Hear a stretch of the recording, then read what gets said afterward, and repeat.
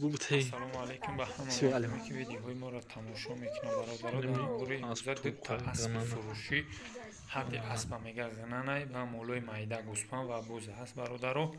خود صاحبی اسپورا و مولو را میمونم نمروش نمره واتساپش خطی خودش گوزنی برادران.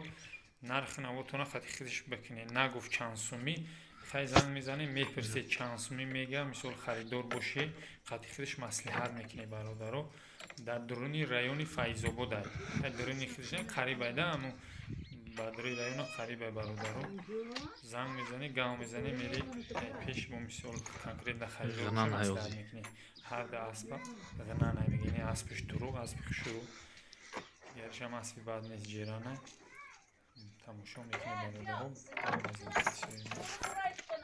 اسب جیرانش هم اسبش شروع برادران. نه غنان غنان اینمی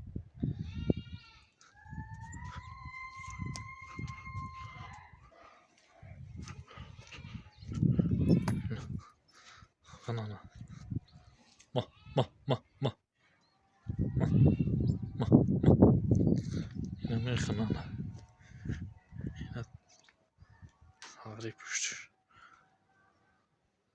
ما ما ما ما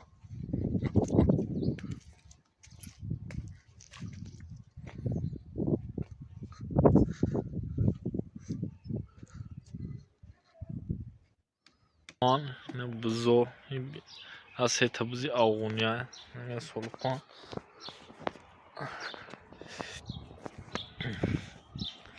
نه نه سولپان از هیتش زوی دیگه یا پنجتش بغزه نه سولپان همون شایی که دیو واردی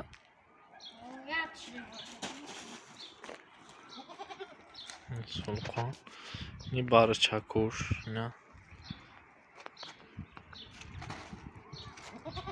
نیش دبونی که دورین دبارش او شات دورو اونو های دیگهش بغزه